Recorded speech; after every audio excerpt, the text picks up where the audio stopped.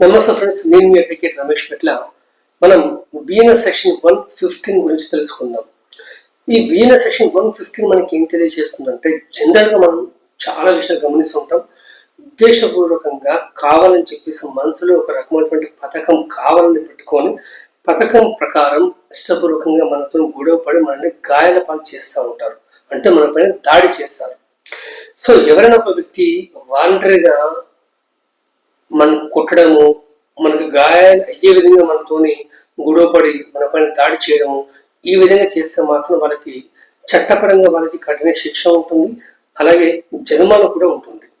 అయితే కొన్ని సందర్భాల్లో అంటే నేర తీవ్రత బట్టి ఆ శిక్ష తగ్గొచ్చు, లేకపోతే పెరగొచ్చు, ఆ విధంగా ఉంటుంది. అసలు శిక్ష ఏంటి అనే విషయం తెలుసుకుందాం. సో ఎవరైనా సరే వాలంటరీ కాజింగ్ హర్ట్కి నేరానికి ఎవరైతే పాల్పడతారో వాళ్ళకి సంవత్సరం వరకు జైలు శిక్ష, లేకపోతే 10,000 రూపాయల వరకు జరిమానా, లేకపోతే కొన్ని విషయాల్లో అంటే కొన్ని సందర్భాల్లో అయితే రెండు కూడా విధించే అవకాశం కూడా ఉంటుంది. ఇది బిఎన్ఎస్ సెక్షన్ 115 మనకి తెలియజేస్తుంది.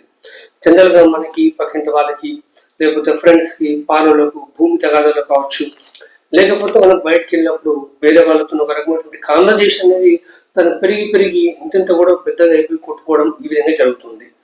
సో ఇలా జరిగినప్పుడు కొద్దిమంది ఎఫ్ఐఆర్ నమోదు చేస్తారు, కొద్దిమంది ఎందుకులే స్టేషన్ చుట్టూ కోర్టు చుట్టూ ఎవరు తిరుగుతారని చెప్పేసి లైట్ తీసుకుంటారు. సో ఏది ఏమైనప్పటికీ సో బిఎన్ఎస్ సెక్షన్ 115 ప్రకారం ఎవరైనా సరే వాలంటరీ హత్య కనుక పాల్పడితే వాళ్ళకి సంవత్సరం వరకు జైలు శిక్ష లేదా జరిమానా, లేకపోతే రెండు విధించే అవకాశం అయితే ఉంటుంది. సో ఈ వీడియో అందరికీ షేర్ చేయండి. చట్టాల పట్ల, శిక్షల పట్ల ప్రతి ఒక్కరికి అవగాహన ఉండాలి. తప్పకుండా ఛానల్కి సబ్స్క్రైబ్ చేసుకోండి. మీ advocate Ramesh Petla. Thank you so much.